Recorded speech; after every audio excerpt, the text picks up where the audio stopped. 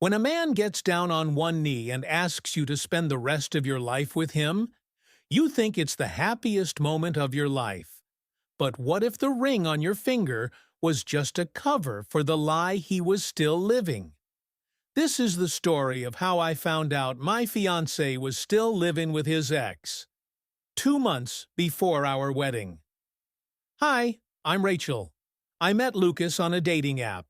Tall, charming, worked in finance, and had the kind of voice that could calm a storm. Our connection was instant. He said he had been divorced for over a year, still co-parenting with his ex, and ready to start something serious. And I believed him. Why wouldn't I? He planned the best dates, made me breakfast in bed, even remembered my dog's birthday. I thought I'd hit the jackpot, but I forgot that sometimes the ones who seem too good to be true usually are. 6 months in, he proposed, on a weekend trip in the mountains. It was snowing, and I remember thinking, this is exactly how love is supposed to feel. I said yes. Of course I did. But after we got engaged, little things started to feel off. He never invited me over to his place anymore. Always said it was too messy, or that his son was visiting. He always came to mine. And when I asked about meeting his family, his mom, his sister, he'd brush it off.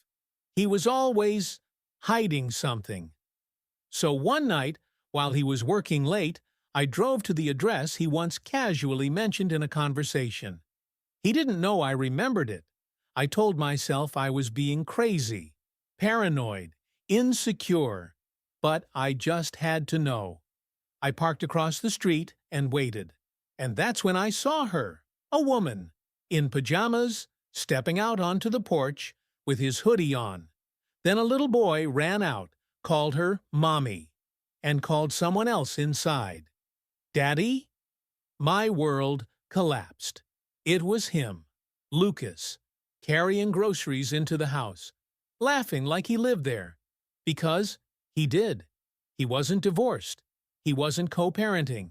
He was still with her. The engagement, the proposal, the promises, they were all a fantasy, a lie. I didn't confront him that night. I didn't scream or cry. I just drove away and blocked every number he had. A few days later, he showed up at my apartment. Flowers, ring, tears in his eyes. He said, "It's not what it looks like." Really? Because it looked like you were living two lives, one with your family and one with me. He begged me to understand. He said he was planning to leave her soon, that he didn't know how to do it without hurting his son. But I was done. Done being someone's secret. Done being the escape plan. It's been a year since I left, and I still wear the ring. Not because I'm holding on to him, but because it reminds me of the lesson. Sometimes the people who say they love you the most are just trying to distract you from the truth.